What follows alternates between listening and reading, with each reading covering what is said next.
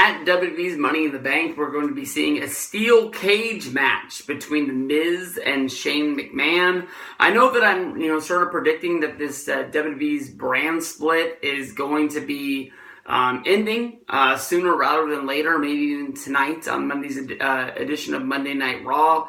I think this is sort of, we just had the Superstar shakeup where The Miz was moved from SmackDown to Monday Night Raw, and here we are. We're not even a week out of the gate, and we've got a Monday Night Raw versus a SmackDown competitor. At least you can sort of go back to December. I know that a lot of people are not going to be wanting to remember that, or even they can even remember it. I remember it mostly because of the fact that I was at the show when basically the authority figures of WWE, Vince, Triple H, Shane, and Stephanie came down to the ring. They admitted that, they had been making some mistakes. They wanted to make wrestling better again.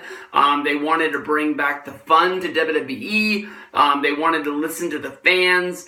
And since then, we've seen just basically heel turns from just about everybody in this group, minus Triple H, who they try to keep him babyface for WrestleMania against Batista.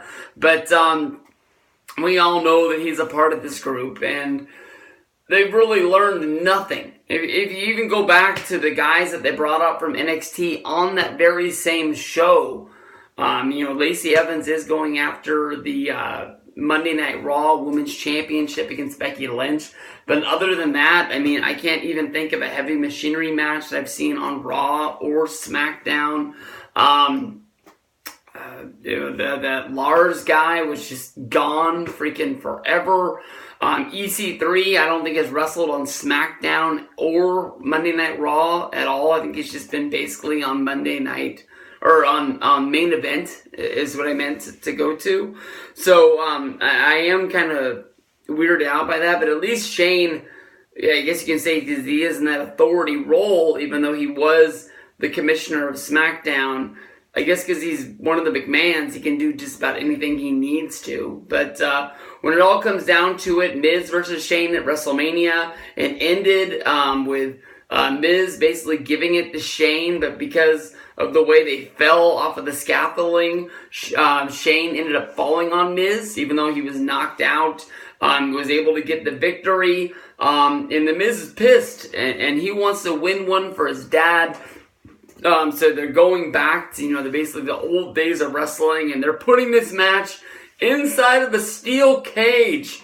If only they can bring back the old blue cage from back in the day.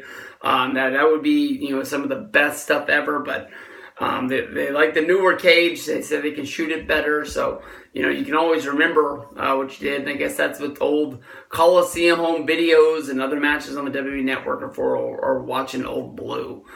So in this one, you gotta hope that The Miz pulls out a victory. We don't really know where he fits onto the card. I was really hoping to see him in the Money in the Bank match. But probably having him in this match, if he's not going to win it, is probably putting him in a little bit of a better light.